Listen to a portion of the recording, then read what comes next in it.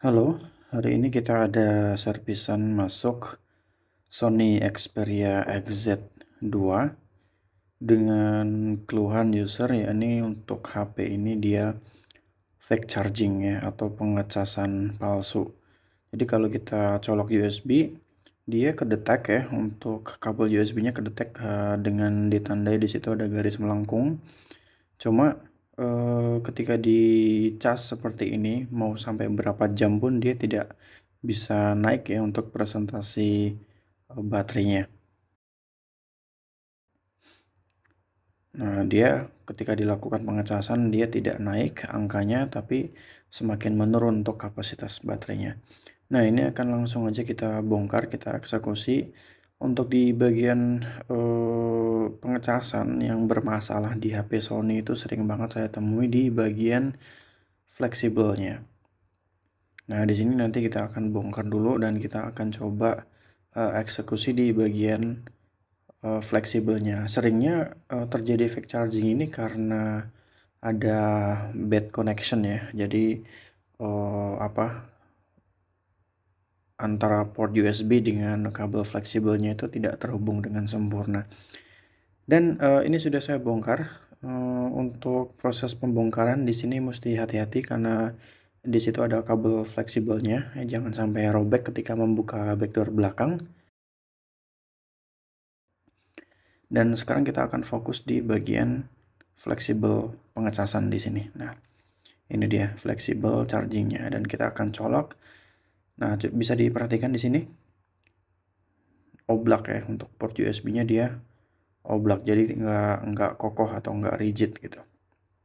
Nah, inilah yang menyebabkan bad connection ya. Jadi karena oblak sehingga hubungan antara pin-pinnya itu tidak terkoneksi dengan baik. Nah, langkah pertama sebelum saya mulai eksekusi yaitu akan saya tambahkan timah pasta di bagian kaki-kaki port USB-nya. Gunanya buat apa? Supaya untuk memperkuat pijakan bagi port USB-nya itu supaya lebih uh, merekat atau menempel ke fleksibelnya ya. Jadi ini saya menggunakan timah pasta, kemudian saya solder. Saya solder secukupnya saja, tidak perlu terlalu banyak ya timahnya. Kemudian setelah di bagian kaki-kaki ini kita perkuat, maka langkah selanjutnya adalah kita tambahkan juga di bagian kaki-kaki pin utama dari USB Type-C ini. Ya, jadi ini saya juga masih menggunakan timah pasta dan kita akan ratakan timah pasta ini ke bagian kaki-kaki di port USB-nya.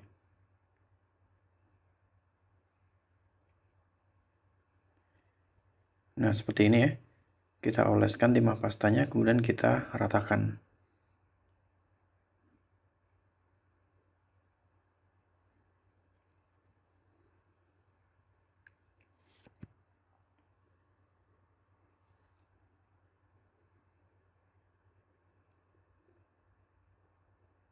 Oke, kalau sudah kita ratakan, kita akan solder ya di bagian plat besi port USB-nya seperti yang ada di video ini. Nah, kita solder seperti ini. Ini juga saya sebetulnya melakukan tes ya, apakah ketika disolder nanti plastiknya itu akan meleleh atau tidak gitu. Nah, sebetulnya kita bisa langsung saja melakukan pemanasannya dengan blower. Jadi kita pasang dengan blower, tapi di sini saya melakukan tes terlebih dahulu. Untuk di bagian plastiknya ketika disolder ternyata masih aman ya. Jadi di sini saya melakukan penyolderan dan kita akan coba cek dulu untuk port USB-nya. Coba kita tancapkan kabel cas. Bisa diperhatikan di situ masih oblak ya. Nah, masih terjadi oblak berarti untuk koneksinya belum terpasang dengan baik ya antara port USB dengan kabel fleksibelnya. Oke, di sini saya akan coba menggunakan blower ya. Jadi saya akan panaskan dengan menggunakan blower supaya kaki-kaki yang paling dalam pun juga bisa ikut terhubung dengan baik.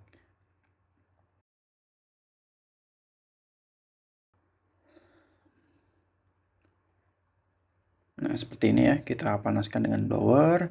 supaya kaki-kaki pin port USB yang paling dalam juga ikut bisa bisa meleleh sehingga bisa terhubung dengan kabel fleksibelnya. Dan proses seperti ini bisa dilakukan lebih dari sekali ya kalau misalkan nanti kita dapati ternyata port USB-nya dia masih oblak, jadi kita bisa melakukan beberapa kali pemanasan. Dan ini akan saya coba dulu untuk proses blower yang pertama. Kita bersihkan sisa flux yang ada di situ dengan tisu. Dan kita akan coba cek lagi. Kita tancapkan kabel cas. Dan ternyata masih ada oblak di situ. Berarti untuk proses blower yang pertama ini kurang sukses. Jadi di sini saya putuskan untuk melakukan pemanasan lagi dengan blower. Kita tambahkan flux. Dan untuk blowernya untuk tingkat panasnya di sini saya tambah ya. Jadi supaya lebih gampang melelehkan timah di bagian dalam. Nah, seperti ini. Untuk settingan blowernya ini sudah saya tambah untuk level panasnya. Dan sekarang kita akan cek ya, koneksi antara port USB dengan kabelnya apakah masih oblak atau tidak. Oke, ini kita bersihkan dulu dari sisa flux yang ada. Kemudian kita colok.